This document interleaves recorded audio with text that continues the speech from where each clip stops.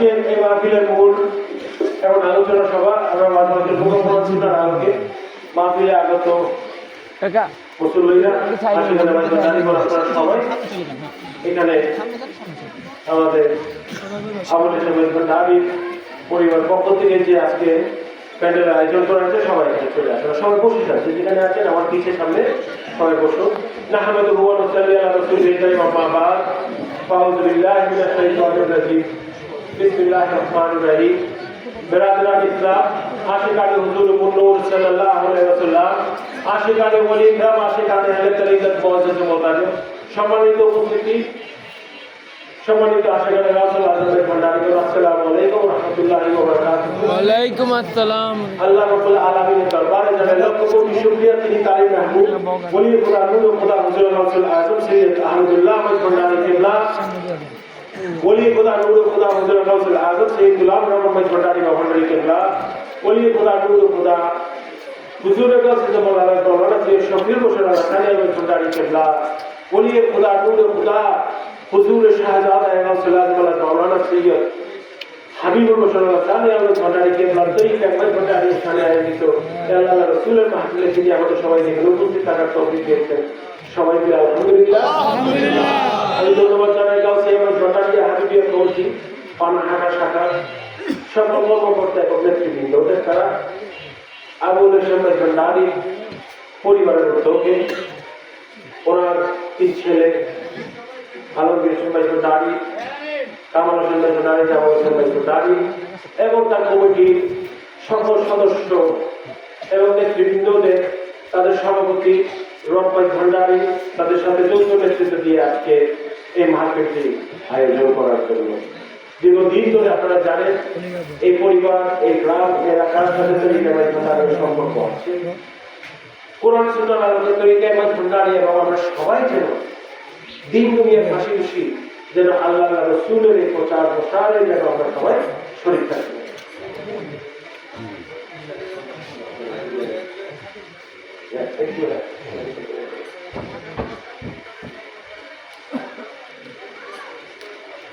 আমরা এখানে একত্রিত হয়েছি বেশ কিছুদিন পরে কিছুদিন মাহফিলের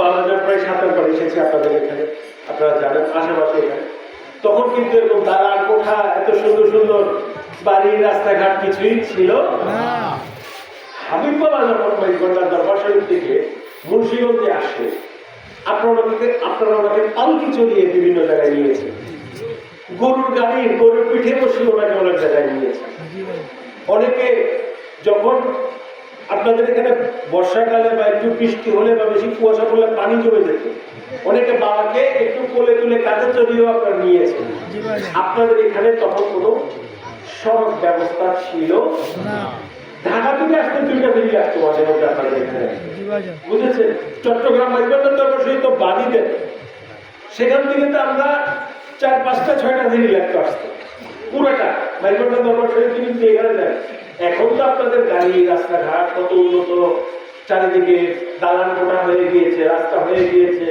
গাড়ির রাস্তা ইলেকট্রিসিটি চলে আসছে গ্যাসের লাইন পানির লাইন কোনো সমস্যা কিন্তু প্রথম মুন্সিগঞ্জে মাইজবান্ডার দরবার শরীফের সাথে সম্পর্ক স্থাপন হয় আমার পীর এবং দাদা হযরত গাউসে জামান সৈয়দ শফিউল বশর ভান্ডারী কিবলা তিনি প্রথম মাইজবান্ডার দরবার শরীফের পক্ষ থেকে তিনি মুন্সিগঞ্জে এসে তরিকা প্রচার করেন আমাদের প্রসিদ্ধ পয়সা কেন আপনাদের মুন্সিগঞ্জ জেলায় যেখানে মাইজবান্ডার দরবার শরীফের একটা খানকা শরীফ আছে আপনারা জানেন সেখানে শরীফ বাবার রুহানি সন্তান এবং খাদেম এবং খলিফা ইউনুস ভান্ডারীর বাড়ি ওখানে ওনার এবং ওনার দিদি সাহেবের কবরও সেখানে আছে আপনারা জানেন কিছুদিন আগে এটা আমি সেখানে 29শে অগ্রহায়ণ প্রতি বৎসরিক তাদের বাৎসরিক অনুষ্ঠানটা হয়ে থাকে সেখানে শরীফ বাবা যতদিন প্রোগ্রাম সফল করেছিলেন ততদিন তিনি গিয়েছেন ওনার পরে সৈয়দ হাবিবুর রহমান ভান্ডারীর দায়িত্বপ্রাপ্ত হয়েছেন সেই পক্ষ থেকে মাইজবান্ডার দরবার শরীফ এবং তৌহিদি কাগজ ভান্ডারীর প্রচার এবং প্রসারের জন্য সবকিছু রক্ষণাবেক্ষণের জন্য এরপরে সৈয়দ হাবিবুর রহমান ভান্ডারী দীর্ঘদিন ধরে আপনাদেরকে নিয়ে শরীফ এবং হাবিব বাবা অনেক কষ্ট করেছে কিন্তু আপনাদের এলাকায় ওনারা কিন্তু পুরো আরাম আয়েশ খুঁজে নেয় টাকা পয়সা খুঁজে নেয় বাতি খুঁজে নেয়, দালাল খুঁজে নেয়, কোঠা খুঁজে নেয়, রাস্তাঘাট খুঁজে নেয়, যেখানে আসে কেন ভান্ডার ছিল। আপনারা হারিকেন, হেজাকবাতি, মোমবাতি জ্বালাইয়াও বাবা নিয়ে মিলাদ করছেন, এরকম অনেক স্মৃতি আছে তো অনেক। এখন তো ধরেন জেনারেটরের মাইক চলে, ব্যাটারিতে মাইক চলে, আইপিএস এর মাইক চলে। তখনকার দিনে যখন বিদ্যুৎ সংযোগ হলো, এরপর একবার কারেন্টে তো 7-8 ঘন্টা কারেন্ট নেই, তাই না? কোনো নিস্তার নাই। আমরা যে কত, এই যে ধরেন আমি এখন কথা বলছি, কত আলো সজ্জা, বিল্ডিং, দালান কোঠা, কত সুন্দর প্যান্ডেল করেছেন আপনারা, কত সুন্দর ভাবে আমাদের বরণ করে নিয়েছেন, পাকা জায়গা, এত সুন্দর প্যান্ডেল, মাইক আছে, আমার কষ্ট করতে হচ্ছে না। কিন্তু শফি বাবা, হাবিব বাবা যখন এসেছে, বুঝেছেন, ওনাদের গলাই ছিল ওনাদের মাইক। আল্লাহর তরফ থেকে ওনাদের চামড়ার মধ্যে থেকে যে আলোটা ছড়াতো, সেটাই হতো মানে অন্ধকারের মধ্যে বলে যে তাদের থেকে বেশি আলো জ্বলতেছে, হেমের বাতি, হারিকেন বাতি। এটা আল্লাহর নূর, আল্লাহর রশ্মি। আল্লাহ তার সালেহীন সালেহীনদের মাধ্যমে, সিরাতুল মুস্তাকিমের মাধ্যমে প্রচার অনেক কষ্ট করেছে শহীদ বাবা, হাবিব বাবা এখানে এসে। কিচ্ছু ছিল না। আমি নিজে মুর্শিদগঞ্জের কয়েকটা এলাকা আপনাদের নৌকা দিয়ে গেছি, বিলের মধ্যে দিয়ে গেছি, ওই যে ট্রাক্টর চালায় না, হ্যাঁ, আমার দুজন দর্শক দিলেন, বাবা আপনি বেরিয়ে যাবেন। হ্যাঁ, তো এইভাবে আমি যদি এটা, এই অভিজ্ঞতা আমার থাকে, আমার চিন্তা হয় যে আমার শফি বাবা, হাবিব বাবা আপনাদের পূর্বপুরুষদেরকে নিয়ে, আপনাদের পরিবার বর্গ নিয়ে কত না তারা কষ্ট করেছে। তখনকার দিনে মানুষের এত অর্থ ছিল না কোনো মতে। এখন তো আপনারা গেলে এলাকায় এলাকায় বিরিয়ানি পাক হচ্ছে, ভাত ডাল খাওয়ানো হচ্ছে, খিচুড়ি খাওয়ানো হচ্ছে। তখনকার দিনে কিন্তু এত অর্থ মানুষের কাছে ছিল, অনেক কষ্ট করে মানুষের মোকাবিলা করতো। এবং সেই তার মধ্যেও এখানে হলো আমার শফি বাবা এবং হাবিব বাবার মহত্বের প্রকাশ পায়।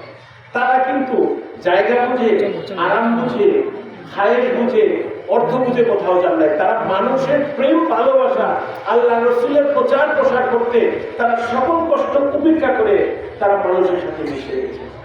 আমি বাবার ইন্তেকাল পরে শুনে থাকতো 6 রবিউল আউয়াল 31শে আগস্ট, আমি কিছুদিন ধরে প্রোগ্রাম করছি, আপনারা জানেন করতে হবে, বাবা তো আমাকে তারপরে দায়িত্ব দিয়ে গেছে, আমি কি করবো? আপনাদেরকে ঘোষণা দিয়েই তো আমাকে দায়িত্বটা দিলেন তিনি, কত পয়লা আমাদের যে দরবারে এই বাবা ভান্ডারী শহীদ বাবা এবং আমার যে বাগানটা, এটা তোমার সামনে দিতে হবে, সামনে আমাকে তিনি দায়িত্ব দিয়ে গেছে। মালিক যখন হুকুম করে তখন গোলাম তো সেটাকে ফিরিয়ে দিতে পারে না। আমার মালিক যেটা বলবে, আল্লাহ পাকের তরফ থেকে নির্দেশিত হয়ে লড়াই যে আমাকে হুকুম দেবেন, সেই হুকুমের পথেই আমার চলতে হবে। আমার নিজের মনে তো আমি চলতে পারবো, আমি আল্লাহর পথের পথিক। আমার মালিক যেভাবে আমার হুকুম দিবেন, আমার পীর মুর্শিদ, আমার পিতা, আমার দাদা হযরতের মাধ্যমে সেভাবেই আমার চলছে। এর বাইরে আমার চলা ক্ষমতা আল্লাহ তাআলা দান করেন। যদি বিপদে চলে যাই, আল্লাহ আমাকে সেখানে নিয়ে চলে আসে। তো বরঞ্চ বিপদে যাওয়ার থেকে পদে থাকাই তো ভালো। এটাই যদি আমার নসিবে হুকুমত হয়ে থাকে, তাহলে তো আমার এখানেই থাকতে। কিন্তু এই যে একটা জিনিস শহীদ বাবা পর্দা করেছে ইংরেজি জানুয়ারি 2022, আপনারা এখানে শনিবার বাইরে পাচ্ছে, প্রায় 24 বছর হচ্ছে। বাবা গেল 4-4.5 বছর, কিন্তু যেখানেই যায় মানুষ আমাকে বলে, বাবা আমাদের অনেকে পিতা মাতা এখনো বেঁচে আছে। আমি বিভিন্ন জায়গায় প্রোগ্রামে যাচ্ছি, আপনাদের দেখেন, অনলাইন অফলাইন বিভিন্ন প্রচারে দেখে, সাথে সাথে অনুষ্ঠানও করেছি, হাজার বক্সি ছিল সেই অবস্থায়। বলে যে বাবা আমাদের অনেকে পিতা মাতা বেঁচে আছে, আপনি জানেন? বলছে হ্যাঁ আমি জানি।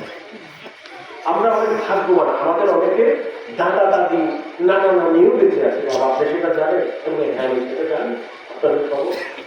বলে তারপরেও বাবা, হাবিব বাবা পর্দা করার পরে কেন মনে হয় যে আমরা সবাই এতিম হয়ে গেলাম? কিচ্ছু ভালো লাগে না। দুনিয়া ছেলে মেয়ে আছে, টাকা পয়সা আছে, বাড়ি গাড়ি আছে, দাদা দাদি আছে, নানা নানি আছে, বাবা মা আছে, আত্মীয় স্বজন আছে, তারপরেও কেন নিজেকে সর্বহারা মনে হয়? বলো জসিম ভাই, চোখ বন্ধ করলে বাবার চেহারা দেখি, চোখ খুললে বাবার চেহারা দেখি, চোখ বন্ধ করলে মনে হয় বাবাকে ধরি, আবার চোখ খুললে তোমার ক্ষমতা হারিয়ে গেছি। কেন এত কষ্ট পাচ্ছি বাবা? আমার একটাই জবাব, সেখানে আল্লাহর বলিরা স্থানান্তর করে, কিন্তু তারা বাহ্যিকভাবে কোনো সময় আপনাকে ছেড়ে যাবে না। এটা শরীয়তে আল্লাহর যে সৃষ্টি, আল্লাহর যে বান্দারা, আমরা যারা মানব জাতি যারা একদিন সবার ইন্তেকাল বরণ করতে হবে। পৃথিবীর কারো কোনো শক্তি নেই যে চির অমর হয়ে থাকা, বুঝেছেন? আমরা সূরা ইখলাসে পড়ি না, লাম ইয়ালিদ ওয়া লাম ইউলাদ, জন্ম নাই এবং মৃত্যু নাই, শুধু আল্লাহ রাব্বুল আলামিন স্রষ্টা। আর সৃষ্টি জগতে আল্লাহ যাদেরকে সৃষ্টি করেছে, যেভাবেই সৃষ্টি করেছে, 18,000 মাখলুকাতের মধ্যে সব সৃষ্টির শুরু আছে, শেষও। এটা মেনে নিতেই হবে আপনার, এটা মানা ছাড়া। কারণ চির অমর, চিরস্থায়ী, চিরসত্য হলো একমাত্র আল্লাহ রাব্বুল আলামিন। স্রষ্টার সাথে সৃষ্টি জগতের কালো তুলনা করা যায় না। আল্লাহর কোনো বিকল্প নেই। বান্দাদের অনেক বিকল্প আছে, কিন্তু আবার কিছু বান্দার কোনো বিকল্প নেই। যেমন আমার রাসূল পাক সাল্লাল্লাহু আলাইহি ওয়াসাল্লাম আল্লাহর বান্দাদের মধ্যে পড়েছেন, তাই না? পড়েছেন কি পড়েছেন না বলেন? এক হিসেবে পড়েছেন, কিন্তু ওরা অনেক সেবত, অনেক গুণাবলী আছে। খালি যে আল্লাহর বান্দা বলে আপনি এইভাবে করবেন না। আমার রাসূল তো আল্লাহর সৃষ্টির মধ্যে পড়েন, সৃষ্টির মধ্যে পড়েন না, উনি তো স্রষ্টা নয়। আমার রাসূল তো স্রষ্টা, তিনি সৃষ্টি। আল্লাহ স্রষ্টা, রাসূল হলো সৃষ্টি। আল্লাহর কোনো বিকল্প নাই। এখন আমাকে বলেন, রাসূলের কোনো বিকল্প আছে? আমরা যদি আল্লাহকে ছাড়া আমরা চলতে পারবো? আল্লাহ হাজিরি, আল্লাহ নাজরি, আল্লাহ মালিক, আল্লাহ হাজির আছে, আল্লাহ নজর করবেন আমাদের উপর আছে, আল্লাহ আমাদের মধ্যে সবকিছুর মধ্যে মিশে আছে। আল্লাহ কোনো বিকল্প দিয়ে আছে বাবা? কিন্তু এখন বলে উনি তো স্রষ্টা, ওনার সাথে কারো তুলনা হয়। কিন্তু সৃষ্টি জগতে আল্লাহর যেমন কোনো বিকল্প নাই, সৃষ্টি জগতে আবার রাসূলের কোনো বিকল্প আছে কিনা বলেন? আল্লাহ এমন ভাবে রাসূলকে সৃষ্টি করেছে যে রাসূলকে বাদ দিয়ে রাসূল সৃষ্টি হলেও আল্লাহ ওনাকে এত সম্মান দিয়েছেন, এত বড় করেছেন, এত ভালোবেসেছেন, সমগ্র সৃষ্টির লিডার, নেতা করে পাঠিয়েছেন, যে রাসূলের কোনো বিকল্প আল্লাহ তাআলা সৃষ্টি জগতে রাখেন। কারণ আমার রাসূলের দুনিয়াতে আসার আগে অনেক নবী পয়গম্বরের দুনিয়াতে এসেছে, তাদের উম্মতরাও এসেছে, ইন্তেকাল করেছে। এখন তাদের আগের নবীর উম্মতের মধ্যে কেউ কেউ বেঁচে আছে, আছে না? এখনো তো আপনার ইহুদিরা আছে, নাসারা আছে, ইত্যাদি ইত্যাদি এরকম আছে, যারা মুসলমান ধর্ম গ্রহণ করে, তাদের উম্মত বেঁচে আছে না। কিন্তু আখেরি জামানায় এসে মুহাম্মদ রাসূলুল্লাহ সাল্লাল্লাহু আলাইহি ওয়াসাল্লাম ব্যতীত আর কাউকে নবী মানা যাবে এই আইন আল্লাহ তাআলা কোরআন শরীফের মাধ্যমে পাশ করে দিয়েছে। মা কানা মুহাম্মাদুন আহাদা মিন যালিকুম ওয়ালাকিন রাসূলুল্লাহি ওয়া খাতামান নবিয়্যিন, শেষ নবী, নবুয়ত। এবং শেষ নবীর জামানায় নবীকে নবী ছাড়া, রাসূলকে রাসূল ছাড়া আর কারো উম্মত হিসেবে আমি দাবি করতে পারবো না। আমরা শেষ জামানায় সবাই আল্লাহর বান্দা এবং রাসূলের উম্মত, কিন্তু অনেকে এটা স্বীকৃতি দেয়। এটার জন্য তাদের আল্লাহর দরবারে শাস্তি দিতে, এটা আল্লাহর নিয়ম। আমি শাস্তি দেওয়ার কেউ না, আসলেও কেউ। আল্লাহ তাদেরকে বুঝান যে আমি কোরআন নাযিল করেছি আমার রাসূলের উপরে, আমার রাসূলকে সর্বশ্রেষ্ঠ করে পাঠিয়েছি। তোমাদের আগের যে নবীরা, তোমরা যাদেরকে নবী মানো, সেই নবীরা তোমাদের এই মুহাম্মদ রাসূলুল্লাহ সাল্লাল্লাহু আলাইহি ওয়াসাল্লামকে তারা নবী হিসাবে মানে, তোমরা তার উম্মত হয়ে গেলে তারা স্বীকৃতি দিচ্ছে। কারণ ঈসার নবী তো মুহাম্মদ, মূসার নবী তো মুহাম্মদ, আদমের নবী তো মুহাম্মদ, ইব্রাহিমের নবী মুহাম্মদ, সকল পৃথিবীর সকল সৃষ্টির নবী হলো মুহাম্মদ রাসূলুল্লাহ। আমার রাসূল ব্যতীত কোনো বিকল্প রাস্তা আল্লাহ তাআলা রাখেন নাই। যে জন্য ঈমানদারকে প্রথমে বললেন বিসমিল্লাহির রহমানির রহিম, লা ইলাহা ইল্লাল্লাহু মুহাম্মাদুর রাসূলুল্লাহ সাল্লাল্লাহু আলাইহি ওয়াসাল্লাম। লা মানে নাই। আরবি দেশে যারা হজ করতে যান, উমরা করতে যান, লা লা লা লা বলে, কারণ আমি যদি ওটা বলতে হবে ওটা বুঝছেন না। লা লা লা মানে এখানে এটা না না খারাপ, এটা এদিকে দরকার, তুমি পারবে না এখানে। লা মানে হলো নাই কোনো মাবুদ আপনি আল্লাহ রাব্বুল আলামিন ছাড়া, লা ইলাহা ইল্লাল্লাহ, লা ইলাহা, আর কোনো ইলাহি নাই আপনি আল্লাহ ছাড়া। একমাত্র সৃষ্টিকর্তা হলো আল্লাহ, আপনি আমাদের রব, আপনি আমাদের খালিক। খালেক, আপনি আমাদের মালিক, আপনি আমাদের স্রষ্টা, আপনি আমাদের সৃষ্টিকর্তা, আপনি আমাদের সর্বোচ্চ। সকল প্রশংসা আপনার জন্য, সকল ইবাদত বন্দেগী আপনার জন্য, সকল জিকির আজকাল আপনার জন্য, সকল সুজুদ সেজদার মালিক হলেন আপনি আল্লাহ রাব্বুল আলামিন। আপনি হলেন আমার স্রষ্টা। আমাকে সৃষ্টি না করলে আমি এই দুনিয়াতে আসতে পারতাম না। ধন্যবাদ জানাই আমি আল্লাহ রাব্বুল আলামিন আপনার দরবারে। লা ইলাহা, নাই কোনো মাবুদ, লা ইলাহা ইল্লাল্লাহ, আল্লাহ ব্যতীত কোনো খোদা বা কোনো স্রষ্টা আমরা মানি না। মানেন আপনারা? একমাত্র আল্লাহ। বাংলাদেশে 17 কোটি মানুষ আছে, তাই না? 17 কোটি মানুষ আছে, অনেক পিতা মাতা আছে, 4-5-6 কোটি মানুষ বাবা মা হয়ে গেছে। এই 17 কোটি, এরকম 17 কোটি মানুষের জন্য আল্লাহ কয়জন? ভারতে, চায়নাতে, হ্যাঁ, কত 150 কোটি করে মানুষ আছে, তাদের স্রষ্টা কয়জন? আল্লাহ কয়জন?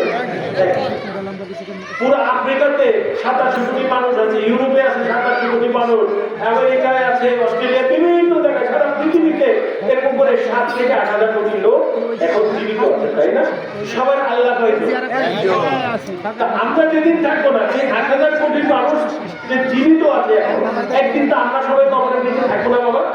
আমরা কেউ চির অমর, কেউ চির অমর, আমরা সবাই একদিন মাটির নিচে থাকবো। আবার আমাদের 7-8 হাজার কোটি জায়গায় আরো হাজার হাজার কোটি মানুষ জন্মগ্রহণ করবে।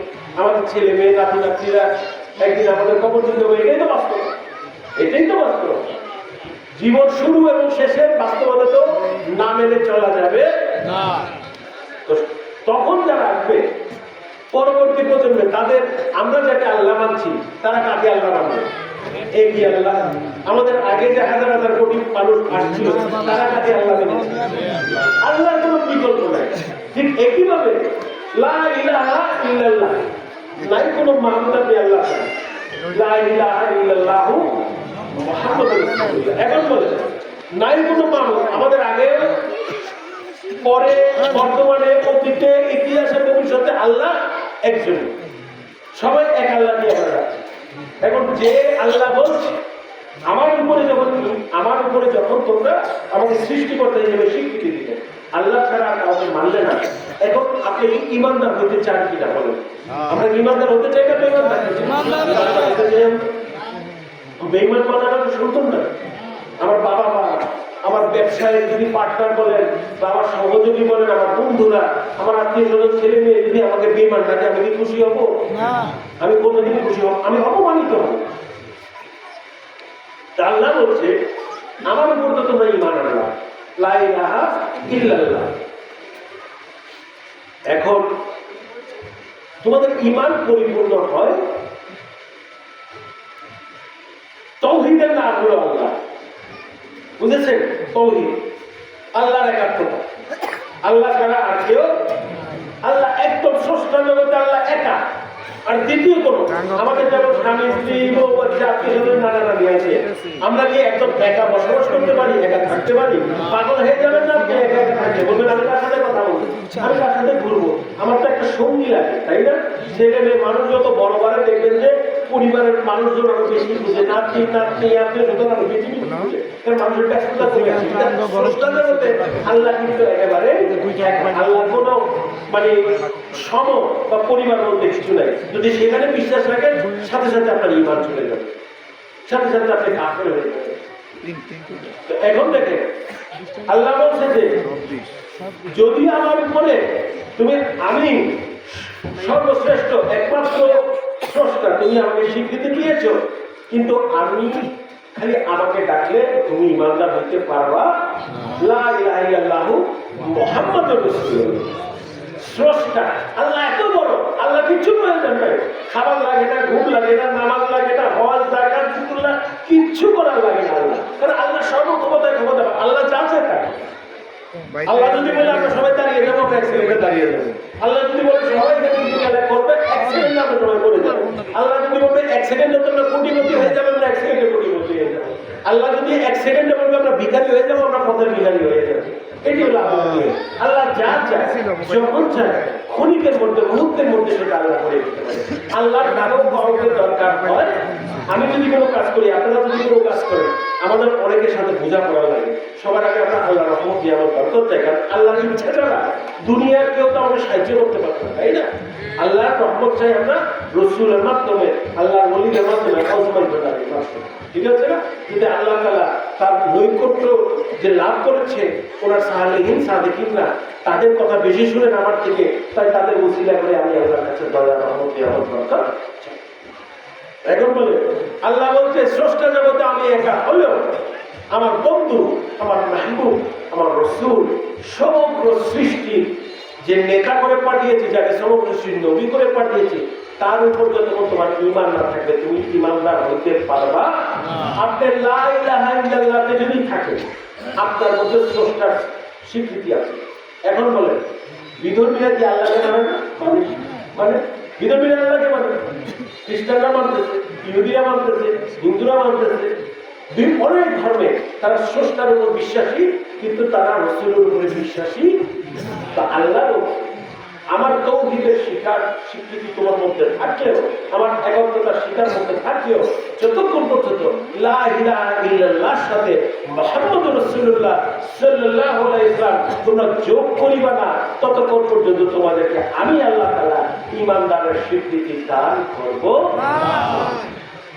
আল্লাহর একাত্মতার ভিতরেও, আল্লাহর তৌহিদের ভিতরেও আল্লাহ আমার রাসূলকে ঢুকিয়ে ফেলেছেন। সুবহানাল্লাহ। আল্লাহ আমরা বলছি আল্লাহ, কিন্তু আল্লাহ বলছে যে ঈমানের মধ্যে যদি রাসূলকে শামিল না রাখো ততক্ষণ পর্যন্ত তোমাদেরকে আমি ঈমানদার হিসাবে গণ্য করব না। ঠিক একইভাবে আতিল্লাহ ওয়া আতির রাসূলুল্লাহ বলে আমার আল্লাহকে পাইতে হলে রাসূলের দরবারে যেতে হবে, এবং আমার রাসূল যখন হায়াতে এবার শেষ করে তিনি অন্য দুনিয়াতে চলে গেছেন, তখন আমার পুলিশ আমাদের কাছে যেতে হবে। হকানে পীর মাসায় আলে বলে বা আলে হায়াতের বংশধর পীর মাসায় ইত্যাদি, তাদের কাছে যে আমি রাসূলের নৈকট্য লাভ করবো এবং তার মাধ্যমে আমি আল্লাহর নৈকট্য লাভ করবো। এটা আল্লাহর নিয়ম। উসিলা আল্লাহ বানিয়েছে, আমরা বানাই। যারা বলে উসিলা মানে না, তারা কোরআন শরীফকে ঠিক মতো মানে। এবং অনেকে বলে ভাই মারফত মারফত মারফত, অনেকে বলে না মারফত আবার কি জিনিস, তরিকত আবার কি জিনিস, অনেকে বলে না। আপনি বলবেন মারফত এবং তরিকত হলো যেই জিনিস, সেই এই দুইটা যদি না থাকতো শরীয়ত কোনোদিন প্রতিষ্ঠিত হতো না। কিভাবে আপনারা আমাদের জিজ্ঞেস করতে পারেন? নামাজ পড়েছি আমরা একটু আগে, তাই না? মাগরিবের সালাত আদায় হয়েছে এই মঞ্চে, ইশার সালাত আদায় হয়েছে এই মঞ্চে, হয় নাই? আপনারা করেছেন, আমি করেছি, সবাই করেছি, সবাই দেখেছি। কিসের জন্য করেছি? এটা হলো শরীয়তের জন্য। এটাকে উপেক্ষা করলে, এটাকে অমান্য করলে আমাদের গুনাহ হবে, আমাদের দুজক যেতে হবে, আমাদের শাস্তি পেতে হবে। আল্লাহ অবশ্যই হবে না আমরা যদি নামাজ না করি, কারণ এটা শরীয়তের হুকুম। দুই দিন আগে আপনারা পবিত্র মেরাজুন নবী পালন করেন না? করেছেন না? রজব মাসের 27 তারিখ এটা করেছেন না? হ্যাঁ, করেছেন। মেরাজুন নবীটা কি? মেরাজুন নবীটা হলো যেদিন আল্লাহ রাব্বুল আলামিন আমার নবীর সাথে সাক্ষাৎ করেছেন, দিদার লাভ করেছেন। সুবহানাল্লাহ। এখন আলোকী ভান্ডারী যারা এখানে বাড়িতে যার প্রোগ্রামে আপনার ভাইদেরকে নিয়ে তিনি প্রোগ্রামটা দিল, ওনার ছেলে বলছে বাবা আমি অস্ট্রেলিয়া যাবো।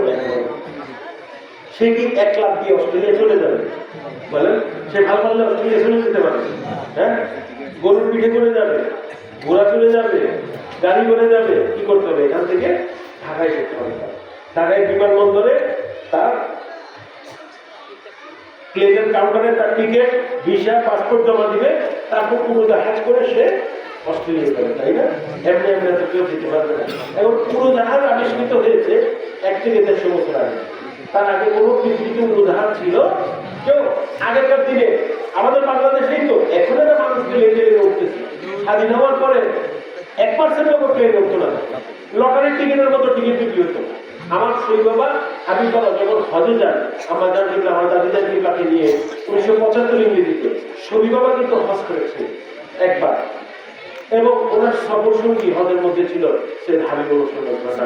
উনি আর কোন ছেলে মেয়েকে নিয়ে কোনোদিন হজ করেন?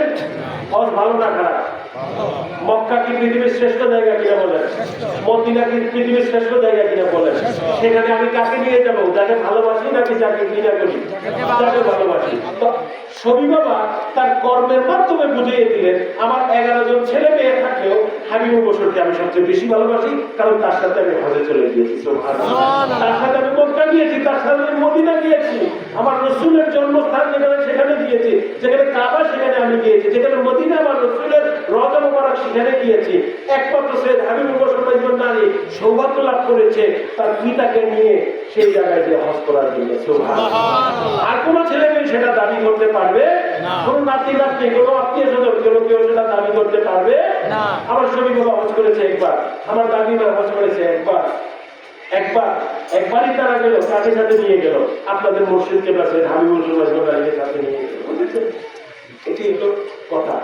শরীফ বাবা শুনে সবচেয়ে ভালোবেসেছে আপনাদের মসজিদকে, সবসময় আগলে ধরে রেখেছে এবং ওনাকে সবার আগে খেলাফত দিয়েছে।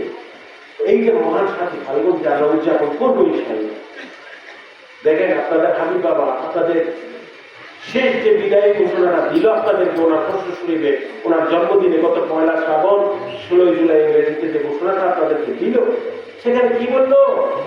তোমরা মনে রাখবে, আমি কিন্তু তোমাদের থেকে লুকাইছি শরীফ বাবার হুকুম, তোমাদের অন্তরকে প্রস্তুত করার জন্য।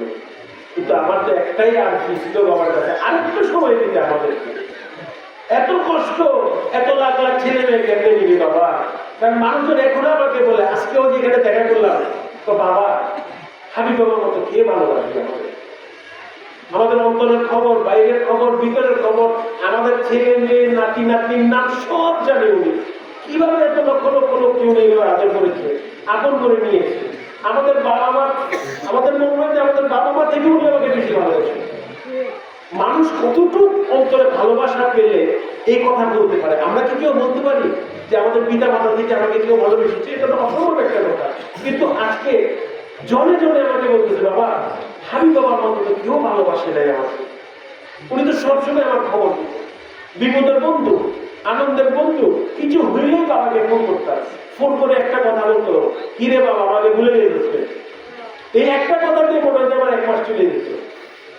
অনেক বাবার পুরানি সন্তান মেয়েরাও যারা আছে, যারা সামনাসামনি দেখা করে না, তারাও বলতো যে বাবার একটু কষ্ট শুনতাম যখন আমার স্বামী স্ত্রী ভাই যখন আমরা একসাথে একটু কল করতাম, আমাদেরকে বাবা এমন ভাবে আদর করেছে, এমন ভাবে মনে হয় যে আমরা তার পরিবারের হিস্সা, পরিবারের অংশ। আমাদেরকে কোনোদিন যে মুরিদ হয়েছে ওনার কাছে সেটা আমাদেরকে অনুভব করতে চাইলে নিজের ছেলে মেয়েদের মতো আমাদের আদর করেছে। উনি আমাদের ঘরে যখন কোনো টাকা পয়সা নেই, কোনো কিচ্ছু নেই, কোনো বিদ্যুৎ নেই, উনি মাটির ঘরে গিয়েছে, মোমবাতি দিয়ে বাবাকে আমরা বাধ্য হয়েছি। হারিকেনের লাইট ছিল, হ্যাজার্ড লাইট ছিল, কোনো কারেন্ট নাই, মশার কামড়ে আমরা বুঝতে পারতেছি না আমার বাবার না কি অবস্থা। তার মধ্যেও বাবা কত খুশি, কত হাসি, আর আসলে তিনি আমাদের দিকে তাকাতো না। কে সাদা, কে কালো, কে গরিব, কে ধনী, কোনো কিচ্ছু তার মনে ছিল না। সে এসে আমাদেরকে মানে ঈদের মতো, যে ঈদে যে আমরা খোলাখুলি করি সেইভাবে আমাদের আদর করে তিনি জড়িয়ে ধরতেন। বাবা এরকম ভাবে, এরকম নির্বিচার ভাবে, এত আনন্দের সহিত আমাদেরকে কেউ কোনোদিন আপন করে নেবে। এটাই হলো সঠিক আল্লাহ বলির পরিচয়। মনে রাখবে, আমার নবীকে যারা নির্যাতন করেছে, আর আমার নবীর ঘরকে যারা পরিষ্কার করেছে, আমার নবীকে যারা তকমা দিয়েছে, তাদেরকেও আমার আল্লাহ রসুল আপন করে দিয়েছে। তাদেরকে ঘৃণা করে তাড়িয়ে দেন, ঠিক তারই সুন্নতের আদলে আমার শরীফ বাবা হাবিব বাবার চরিত্র আল্লাহ তাআলার হুকুমের মাধ্যমে গঠিত হয়েছে। আমার রসুলের সুন্নাহ প্রকাশ পেয়েছে আপনাদের মসজিদ কিন্তু হাবিব বাবার মাধ্যমে, শরীফ বাবার মাধ্যমে। কারণ সেটা না হলে মানুষের মধ্যে প্রেম, ভালোবাসা, ইবাদত কেমনে থাকে?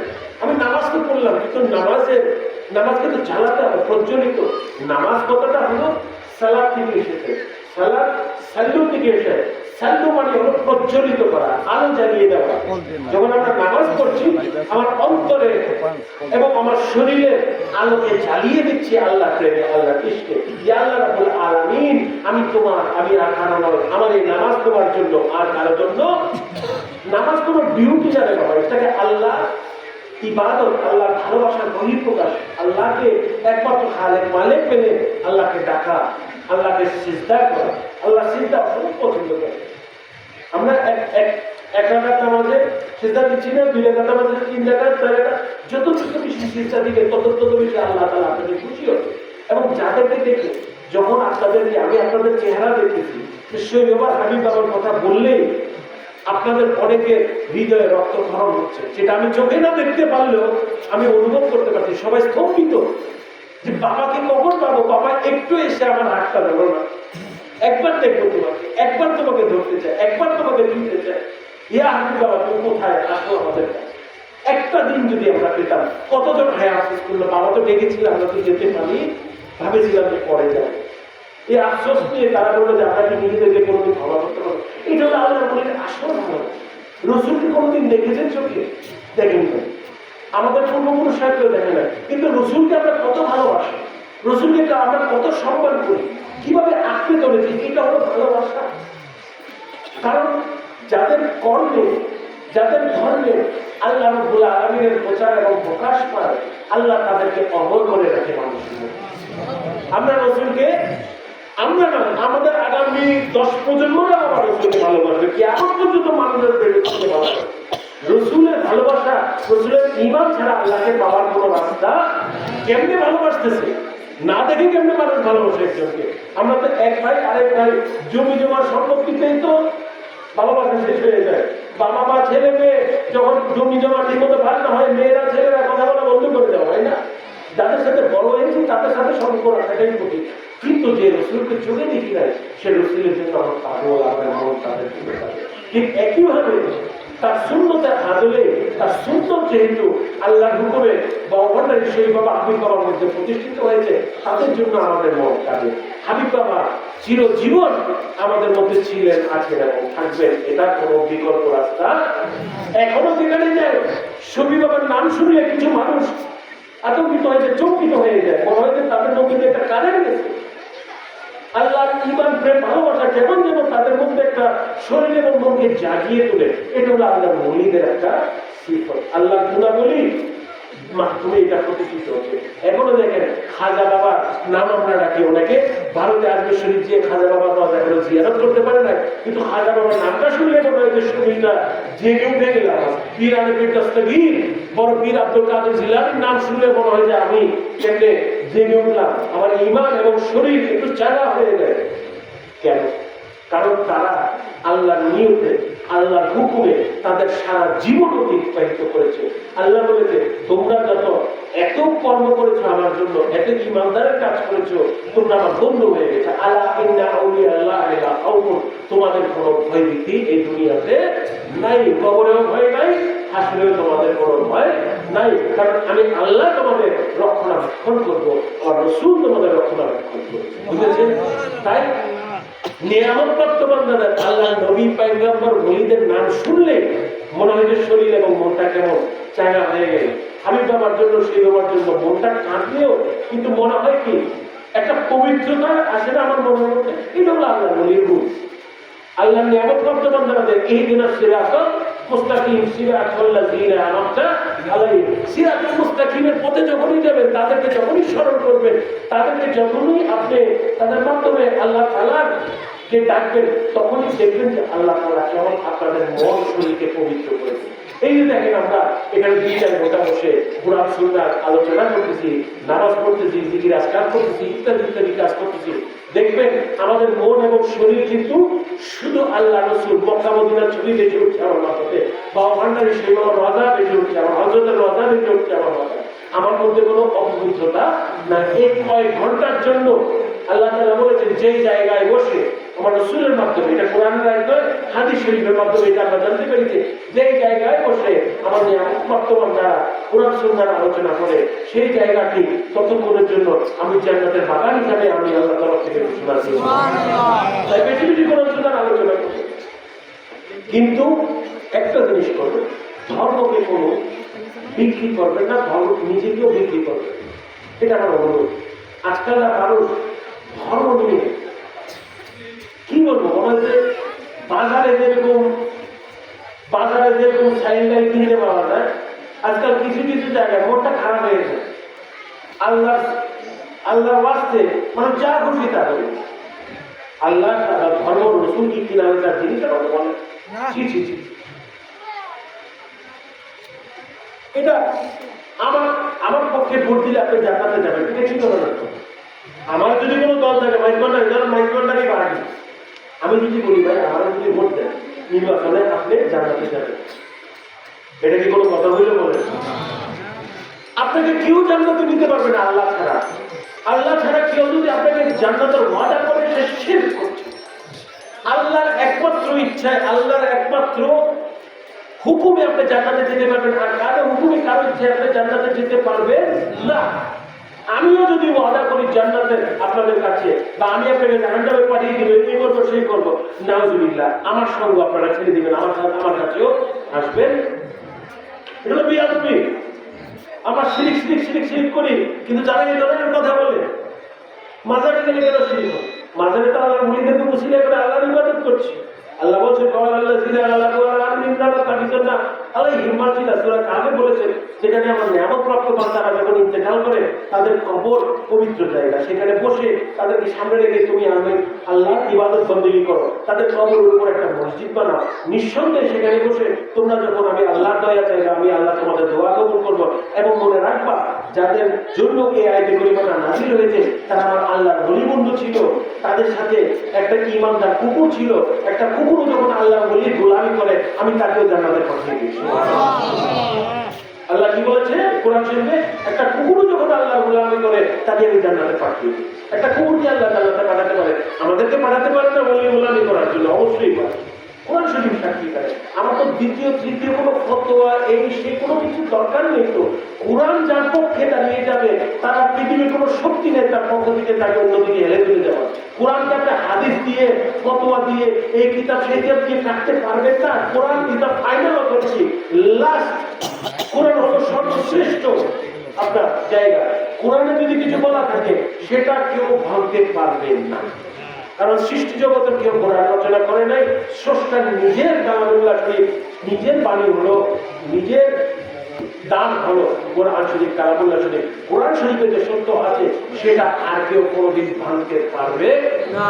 আমরা কোরআনের অনুসারী, আমরা আশিকার মধ্যে দাঁড়িয়ে হলাম কোরআনের অনুসারী। তরিকতের মধ্যে দাঁড়িয়ে যারা আমরা এখানে আছি, আশিকাররা গোলামানের মহিদানরা আছে, আমরা কোরআনের অনুসারী। আমরা কোরআনের উপর বিশ্বাস করি, আমরা আল্লাহর উপর বিশ্বাস করি।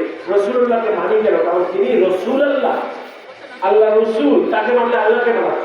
আউলিয়া আল্লাহ বা ভান্ডারী হযরত কিবলা শহীদ বাবা হাবিব বাবাকে কেন মানি? কারণ তারা হলো আউলিয়া আল্লাহ, আল্লাহ বন্ধু, তাদেরকে মানলে আল্লাহকে মানা। আল্লাহ বলেছেন ইন্নাল্লাহা ওয়া মালাইকাতাহু ইউসাল্লুনা আলান নবী, নিশ্চয়ই আমি আমার ফেরেশতাদের নিয়ে আমার নবীর শানে দরুদ পাঠ করি। ইয়া আইয়ুহাল্লাযীনা আমানু, তোমাদের মধ্যে ঈমানদার যারা আছো, সাল্লু আলাইহি ওয়া সাল্লিমু তাসলিমা, আদব সহকারে তোমরা আমার রাসূলের দরুদ সালাত সালাম তোমরা আদায় করো। আমরা বাংলাতে বলি মিলাদ শরীফ, দরুদ শরীফ, মিলাদকে অনেক কথা বলে, কিন্তু কোরআনের ভাষা হলো সাল্লু আলাইহি ওয়া সাল্লিমু সালাতু সালাম, সাল্লু আলাইহি ওয়া সাল্লিমু তাসলিমা, আদব সহকারে। যেভাবে সেভাবে নবীকে দুরূদ পড়া যাবে। একটু আগে নামাজ পড়লাম, আমরা নবীর দুরূদ পড়ি নাই, আমরা নবীর দুরূদ পড়ি নাই, নবীকে সালাম দেই না, আসসালামু আলাইকা আইয়ুহান নাবিয়্যু ওয়া রাহমাতুল্লাহি ওয়া বারাকাতুহু বলি না, আল্লাহুম্মা সাল্লি আলা মুহাম্মদ বলি না, ওয়া আলা আলি মুহাম্মদ। শুধু রাসূল আপনাকে সালাম দিচ্ছি না, আপনার বংশধর আপনার আলীকে সালাম দিচ্ছি। কখন সালাম দিচ্ছি? নামাজের মধ্যে, আল্লাহকে সিজদা করার আগে, আল্লাহ নিয়ত যখন নামাজ বেঁধেছি, যেখানে আল্লাহকে ছাড়া আর কাউকে ডাকা যাবে না, আল্লাহ বলছে সেখানে যদি রাসূল এবং তার পরিবারকে সালাম না দাও আল্লাহর নামাজ হবে না। দেখেছেন আল্লাহ অনেক কৌশল ব্যবহার করেছে, আল্লাহ আপনাদের কৌশল ব্যবহার করেছে। বলছে যে নামাজ আমার, সিজদা আমার, নিয়ত আমার, ইবাদত আমার, সবকিছু আমার। কিন্তু সেইখানে যদি রাসূল এবং তার পরিবারের সালাম এবং সম্মান না থাকে, তার সালাত ও সালাম না থাকে, তোমাদের নামাজ কবুল হবে। রাসূলের সালাত ও সালাম আর আল্লাহ কি এক জিনিস? রাসূল এবং আল্লাহ কি এক জিনিস? আল্লাহ সত্য রাসূল সৃষ্টি, আল্লাহ তারপরে বলছে রাসূলের সালাত ও সালাম ছাড়া, তার আহল তার পরিবারের সালাম ছাড়া আপনার নামাজ কবুল হবে। অনেকে বলে আল্লাহ ওলিদেরকে ডাকা যাবে না, রাসূলকে ডাকা যাবে না, অমুককে ডাকা যাবে না, তমুককে ডাকা যাবে না। আমার কথা হলো তাহলে আপনার দুরূদ শরীফ ছাড়া আপনার নামাজটা পড়ে ফেলেন, আমার কোনো সমস্যা নাই। আপনাদের তাসাহুদও করা লাগবে না, দুরূদ শরীফও করা লাগবে, কারণ সেখানে তো আপনার সালাম দিচ্ছি আছে, রসুলের দিতেছেন, রসুল বংশনের দিতেছেন, সালেহীন সাদেকিনদের দিতেছেন, হযরত ইব্রাহিম আলাইহিস সালামের সেখানে ওয়ালা আলী ইব্রাহিম আছে না, ইব্রাহিমের, কারণ সেখানে আমরা অনেক সময় বলি ইব্রাহিম আলাইহিস সালাম হলো মুসলমানদের পিতা। এটা আরো অনেক বড় ঘটনা আছে, বাবা সেই ইনশাল্লাহ আরেকদিন আপনারা বলছি নতুন দাওয়াত করেন। এখন তো মনে আপনাদের ভালোবাসা একটু টান করা হয়, কারণ বেশি প্রোগ্রাম হচ্ছে না তো এইদিকে। ইনশাল্লাহ করবেন সামনে করবেন।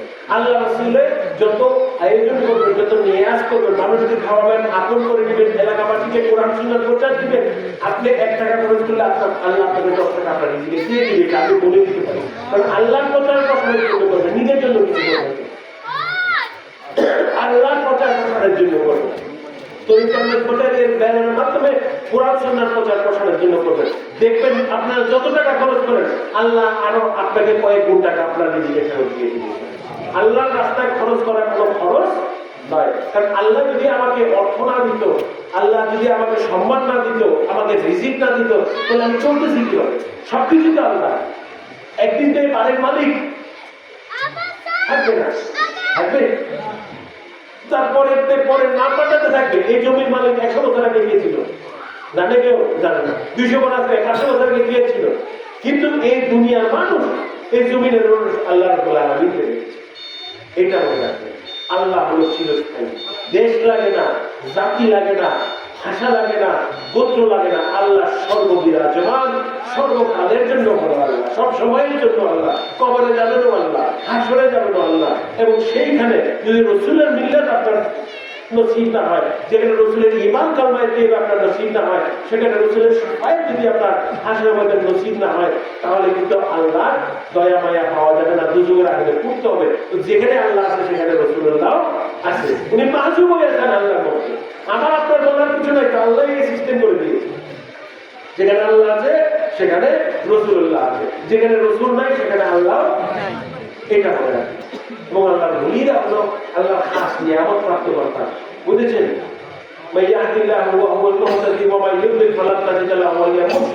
মুর্শিদ ব্যতীত আল্লাহর রহমত পাওয়ার রাস্তা আল্লাহ তাআলা বন্ধ করে দিয়েছেন।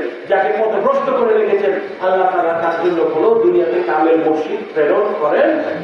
বাবারা, আমার কথা হলো যে ঈমান, নামাজ, রোজা, যাকাত, হজ, জিকিরুল্লাহ, বায়াত এগুলো আপনার মধ্যে থাকতেই হবে। এগুলো শরীয়তের হুকুম, এগুলো শরীয়তের হুকুম। বায়াত নাই করলে কেমন হবে? আমরা কি বায়াতের বইটা কি রূপকথার বই দিয়ে লিখেছি? কোরআনের আয়াত আছে, সূরা ফাতিহা আয়াত নম্বর ইন্নাল্লাযীনা ইউবাইয়ুনাকা, একটা পড়তে পড়তে এখন আমি গুলো এনে দিয়েছি আস্তে আস্তে, বুঝছেন না? আল্লাহ এত পরিষ্কার করে বায়াতের হুকুম দিয়েছেন কোরআন শরীফে। হ্যাঁ, তারপরে মানুষ বলে বিভ্রান্ত করছে, কোরআনে পেয়েছিল আর কোথায় পাবে? কোরআনে পেয়েছি। পীর হলো বাংলা শব্দ, মুর্শিদ হলো কোরআনের শব্দ, বুঝেছে? মুরিদ হওয়া, যে আমি মুরিদ হয়েছি, কোরআনের শব্দ হলো বায়াত। ইউবাইয়ুনাকা বাইয়ুন থেকে এসেছে, বাইয়ুন থেকে বায়াত শব্দটা এসেছে, বুঝেছে?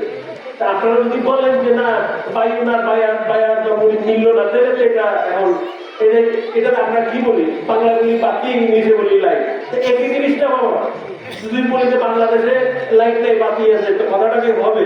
বলবে যে লোকটার মাথা খারাপ। তা আমি বলবো যারা বায়াতের কোরআন শরীফের আয়াত খুঁজে পান না, এখন তো আপনাদের হয়তো ওই যে কি হাইরে কপাল মন্দ, চোখটা হিতে অন্ধ, এই অবস্থা হয়ে গেছে বাবা। কপাল মন্দ থাকলে তো কোরআন শরীফ আয়াত খুঁজে পাওয়া যাচ্ছে না। তাহলে আর কি বলবো? আপনার কপালটা খারাপ বাবা, বা আমি যদি না পারি তাহলে আমার কপালটাই খারাপ, আর কি বলবো? এর বলার তো কিছু নেই। আমরা তার নম্বর আয়াত একবারে পিন পয়েন্ট করে দেওয়া হয়েছে, এখানে আর বেশি কিভাবে বোঝানো যায় মানুষ? আর এটা তো আমাদের কথা নয় বাবা। আপনার তাফসীরের কিতাব দেখেন, হাদিস শরীফ দেখেন, যুগে যুগে আলেম সাহেবরা সবাই ভুল করে আসছে, সাহাবীরা ভুল করছে, আমার মুসলিমের কাছে বাইরে আল্লাহ ভুল করছে, কোরআন শরীফের নাম বলি কারণ ইমান চলে যাবে। আমি মানি না, কোরআন শরীফের একটা হুকুম আছে, আপনি অপছন্দ করেছেন, আপনার ব্যক্তিগত ব্যাপার। আমরা ভাইসবেন্ড আমি শিক্ষা পেয়েছি, আমাদের আশিকার শিক্ষা পেয়েছে, কোরআনের একটা জ্ঞান যখন বুঝিয়ে না বুঝি মাথা পেতে মেনে নিয়ে পেটে আমাদের ইমান। আল্লাহ সকল হুকুম আমরা মেনে নিই, আলিফ লাম মিম আল্লাহ যা বুঝেছে সেটাই আমরা জানি, বুঝিয়ে না বুঝি আল্লাহরে মানি, জানিয়ে না জানি আল্লাহরে মানি। প্রমাণ ছাড়া আল্লাহকে মানি, শর্ত ছাড়া আল্লাহকে মানি। আল্লাহকে চেষ্টা করতেই থাকবো। কেউ যদি বলে আল্লাহ আছে এদিকে আল্লাহ সব দিকে আছে, আল্লাহ সর্ববিরাজমান।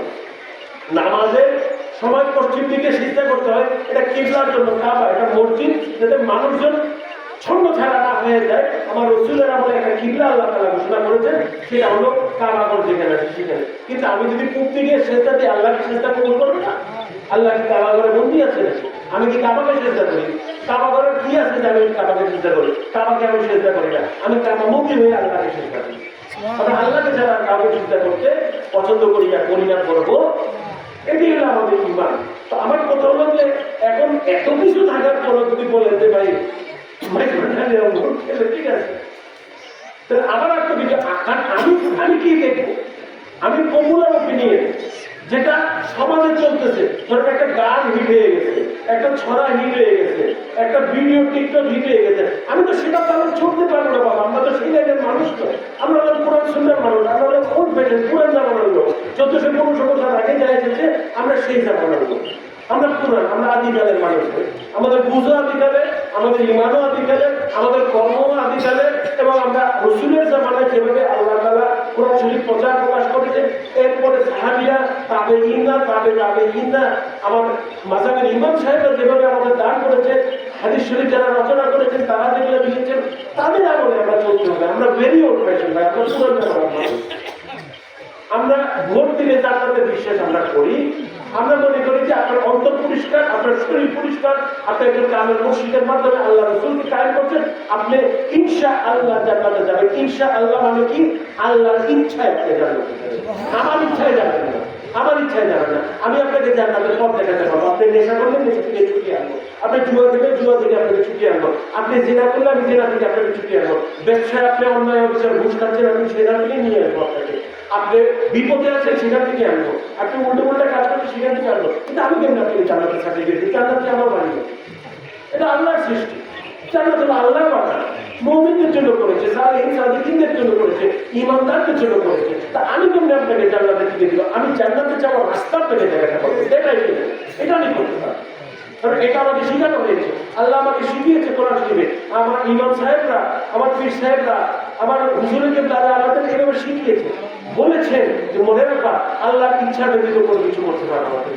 তাই আল্লাহর কাছে মানা চাইবা, গোলামি করবা, এবং মানুষের কাছে কোরআন সুন্নাহ সব ভাবে প্রচার করবা, মানুষকে সত্যটা তুলে ধরবা। সেখানে তোমার ভোট থাকুক না থাকুক, তোমার পিছিয়ে একজন থাকলে তুমি একজনকে নিয়ে তুমি তরিকা প্রচার করবা। তোমার দল হাজার কোটি টাকার দরকার, তোমাকে যদি আল্লাহ তাআলা একটা বাড়িও নসিব না করে কোনোদিন, সেটা তুমি ভাড়া বাড়িতে থাকো, তাও কোনোদিন ঈমান বিক্রি করবো না, নিজেকে বিক্রি করবো না, কোনোদিন টাকা পয়সার জন্য উল্টা পাল্টা কোরআন সুন্নাহ করবো না। এই মৌলবাদী, এই উগ্রবাদী মানুষকে মেরে ফেলা, কেটে ফেলা, মসজিদ মাদ্রাসা ভাঙা, মাজার ভাঙা, আল্লাহ ওলিদের বিরুদ্ধে কথা বলা, এইসবে কোনোদিনও লিপ্ত হওয়া।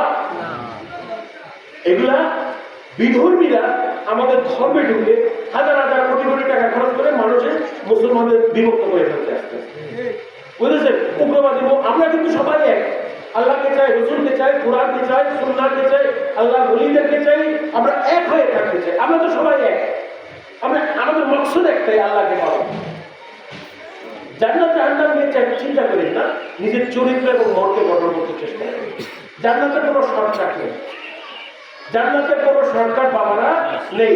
জান্নাতের একমাত্র রাস্তা হলো আল্লাহকে খুশি করা। আর আল্লাহ কিসে খুশি হবেন সেটা আমাদের পুরো শরীরে আল্লাহ তাআলা দান করে দিয়েছে, বুঝেছেন? আল্লাহ তাআলা আমাদের বুঝিয়ে দিয়েছেন যে তিনি কি করলে খুশি হবেন। আমাদেরকে অনেকভাবে আল্লাহকে খুশি করা যায়, বুঝেছেন? একটা কাজ দিয়ে না, কিন্তু আল্লাহ বলছে যে জান্নাত হবে মুমিনের পুরস্কার। তো মুমিনিয়াত হাসিল করতে হবে, আমার অন্তরকে এবং শরীরকে পরিষ্কার করে পরিচ্ছন্নভাবে কাজ যেরকম স্বচ্ছ হয়, আমার ঈমান এবং আমল যেন স্বচ্ছ হয়, কোনো নোংরামি সেখানে যেন না ঢুকতে পারে। মানুষ সেদিকে তাকিয়ে যেন বলে যে সে আল্লাহওয়ালা, সে ভালো মানুষ।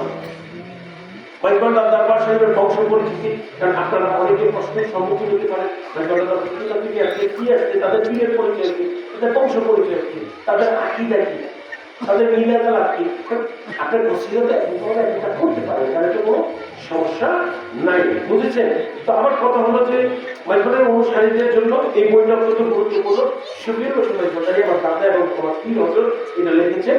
আর হাবিব বাবা লিখেছেন জালালুল বায়াতের কাছেও বায়াত কি এবং কেন হবে। দেখেন অনেক মোটা মোটা বই আছে, অনেক প্রসিদ্ধ বই আছে, কিন্তু এগুলা আমাদের বাড়িতে লাগে না, ধুলাবালি জমে, কেউ পড়ে না, কেউ খুলে না। সেজন্য হাবিব বাবা অনেক কষ্ট করে, শুধু অনেক কষ্ট করে হাজার হাজার ঘন্টা দিয়ে দেখেন একটা কোরআনের একটা বায়াতের কিতাব এত মোটা, সেটাকে এখানে নিয়ে আসছে আপনাদের জন্য সিম্পল করে, সুন্দর করে।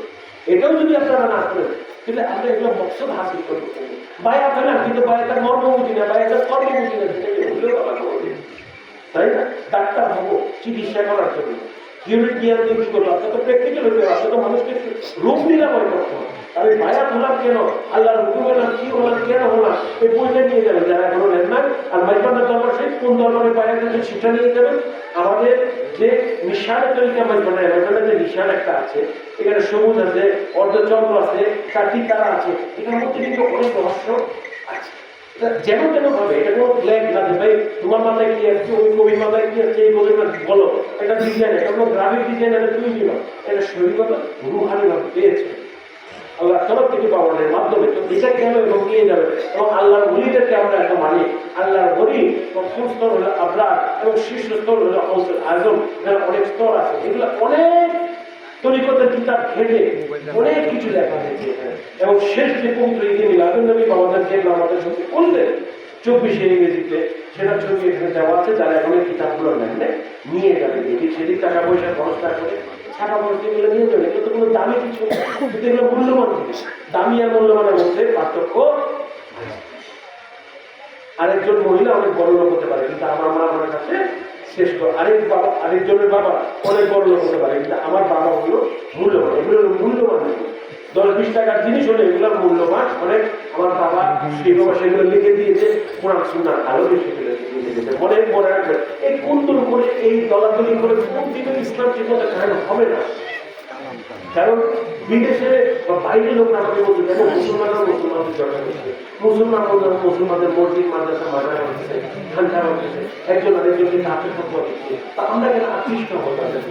যদি 17 কোটি মানুষের মধ্যে 15-16 কোটি যে মুসলমান বাংলাদেশে এখন বেঁচে আছে, সবাই যদি এক হয়ে যায়, সারা পৃথিবী কাঁপতে থাকবে আমাদের মুসলমানদের সত্যি, তাকে গ্যারান্টি দিতে আসে। মনে রাখবে, ঐক্যের কোনো বিকল্প। তাই আমাদের এলাকায় আলেম সাহেব যারা আছেন, ইমাম সাহেব যারা আছেন, মুয়াজ্জিন সাহেব যারা আছেন, শিক্ষকতা যারা করছেন, যারা এদিক ওদিকে আছেন, মানুষকে ঐক্যের একটা আওয়াজ দেন। দেখেন আকিদাগত কিছু একটা প্লাস করা যাবে, সুবিধার ভিতরে তো কিছু আকিদাগত পার্থক্য আছে, যে যা কবে করে এটা তো নর্মাল। আমার হাতে 5টা আঙুল কি সমান, আমার মাথার সব চুল কি সমান, আমার চোখের পিঠের কালার কি সমান, আমার হাত দুটো লম্বা দিয়ে একদম ট্যাক্স দিয়ে যদি পাবে একটু মিলিমিটার হলে পার্থক্য হবে, কোনো কিছুই সমান না। তাই কিছু পার্থক্য নিয়ে আমার মেনে থাকতে হবে, কিছু পার্থক্য থাকবে। আমার রসুলের সাহাবীদের জামানায় ছিল না। কোরআন শরীফ যখন উসমান রাদিয়াল্লাহু তাআলা একসাথ করলেন, তখনও তো অনেক মতবিরোধ ছিল। তারপরে তিনি একবার সহিষ্ণুত ভাষা তিনি তৈরি করলেন, যেটা আল্লাহর তরফ থেকে। এগুলো তো কোনো অন্যায় কিছু না, কিন্তু কেউ কাউকে এই বলে মেরে ফেলবো, কেটে ফেলবো, ও মুসলমান না, ও মুসলিম, ও খারাপ, ও ভালো, এই ধরনের কথা আমরা মাইজবান্ডারিরা অন্তত বিশ্বাস করি না। আমরা একাত্মতায় বিশ্বাস করি, প্রেম ভালোবাসায় বিশ্বাস করি, মানব সেবা মধ্যে আমরা বিশ্বাস করি, মানুষকে প্রেম ভালোবাসতে। এই যে সবাই দেখেন, আমি আমার বাবা দাদার কথা বলছি, আমার বাবা দাদার জন্য তারা ভালোবাসে না, তারা আল্লাহর ওলি হয়ে আল্লাহর আলো রসুলের আলো ইমানগুলোর মধ্যে ছড়িয়েছে। তাই তারা এখনো বলছে যে আল্লাহ আমাকে না নিয়ে আমার হাবিব বাবাকে নিয়ে গেল। কত শত শত হাজার হাজার মানুষ আমাকে বলেছে, উনি তো আল্লাহ বলে আরো কিছু আলো ছড়াতো বলছে। অনেকে আমাকে বলতেছে, আমার মনে হয় যে আমার ছেলে মেয়েরা কি বলে গেছে, একটা মধ্যবয়সী লোক আমাকে বলছে, বলে তারাও তার বাবাকে দাদা ডাকতো, হাবিব বাবাকে দাদা ডাকতো, বলতে তারাও তো দাদার জন্য ডাকে। তো কত মানুষ কত কথা বলতেছে তাদেরকে দিয়ে, কারণ কি তারা কোনো অহংকার ছিল না তাদের মধ্যে, কোনো জ্ঞানের খবর ছিল না তাদের মধ্যে, কোনো কৌশল খবর ছিল না তাদের মধ্যে। তারা সেখানে গিয়েছে, সেখানে মানুষকে আপন করে ফেলেছে। তারা কোনো মাটিতে বসে, বললাম তো হাবিব বাবা শহীদ বাবা মাটির ঘরে আপনারা এখন তো আপনারা আমাদের সম্মান দিয়ে দিচ্ছেন, আলহামদুলিল্লাহ, আল্লাহ তাআলা আপনাদের তৌফিক করেছে। তারা তো মাটির ঘরে বসে, পিড়িতে বসে তারা গাইছে, মাটির চুলায় লাকড়ি দিয়ে রান্না হচ্ছে। এগুলো করেন নাই আপনারা? অনেকে আপনারা সাক্ষী আছেন না বাবা, এগুলো করছে। এটাই হলো, এটা হলো সত্যিকার আল্লাহ করেছে। তারা সময় ভেদ কাল আদর মায়া দয়া কিছু বুঝে না, আল্লাহর বাণী যেখানে ছড়াতে পেরেছে তরিকা পরিবর্তনের মাধ্যমে, কারণ তারা এই তরিকার অনুসারী এবং বায়াত এবং পরিবারের সদস্য, তারা এটার মাধ্যমে তারা ছড়িয়ে দিয়েছে। তাই মনে রাখবেন, হাবিব বাবা তার শেষ কথা বলে গিয়েছে, 7 ফাল্গুন হলো আমার অস্তিত্ব, আমার শরীর বাবার 65 জন্মবার্ষিকী। হ্যাঁ, ওয়াসালামু আলাইহি ওয়া ইয়াউলিদু ওয়া ইয়ামুতু ওয়া ইউবআসু হাইয়া। এটা ইব্রাহিম আলাইহিস সালাম, ইয়াহইয়া আলাইহিস সালাম এবং তার পিতা ঘটনা, এটা ইব্রাহিম আলাইহিস সালাম দুঃখিত। তো এইখানে যে আল্লাহ বলেছে, আমি এমন প্রাপ্ত বন্ধনা যখন এই দুনিয়াতে আগমন করে এবং তারা যখন বিদায় দেয়, এই দিনগুলোকে আমি মোবারক দিন হিসেবে আমার তরফ থেকে ঘোষণা করে থাকি। তো 7 ফাল্গুন হলো আমাদের তরিকা বা নারীরা যারা অনুসারী, আমাদের জন্য আমাদের আত্মা 7 ফাল্গুন শরীর শুরু করেছে। প্রথম যে আলো জ্বালা